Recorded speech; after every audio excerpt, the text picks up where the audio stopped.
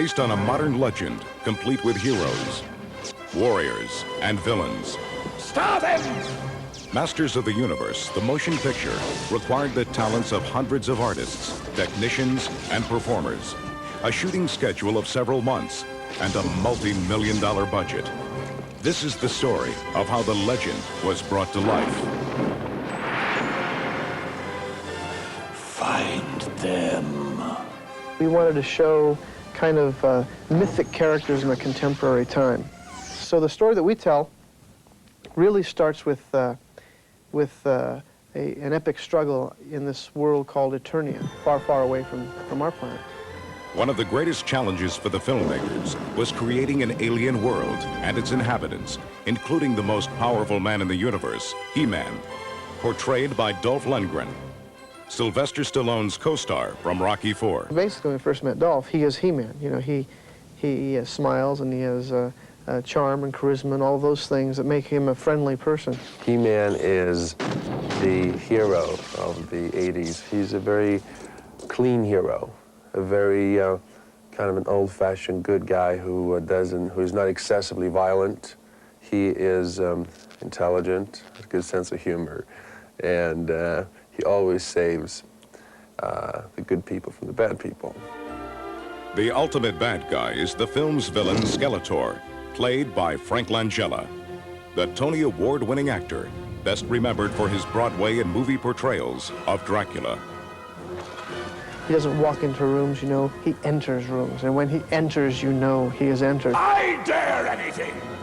I am Skeletor! He is definitely a villain that you will love to hate. Other familiar characters include Skeletor's henchmen, Beastman, Blade, and Evil Lyn. Fighting on the side of good are Man-at-Arms, Teela, and the Sorceress of Grayskull. We've kept those key characters and one or two others, but really we've created a whole new world of characters that support them.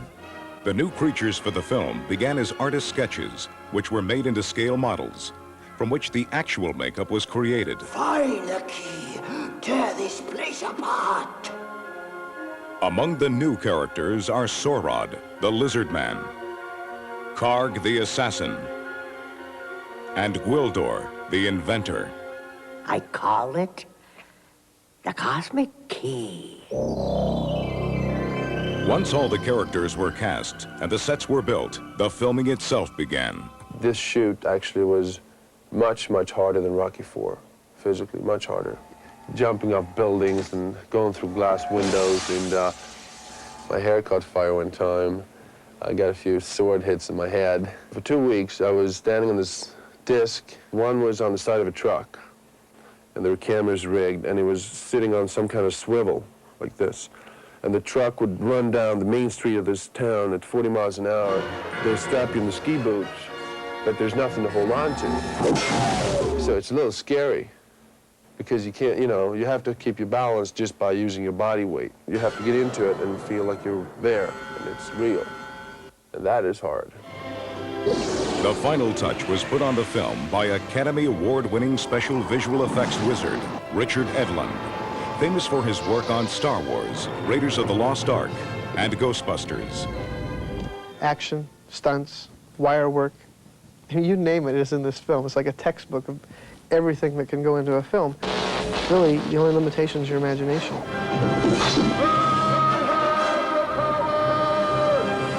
Let this be our final battle!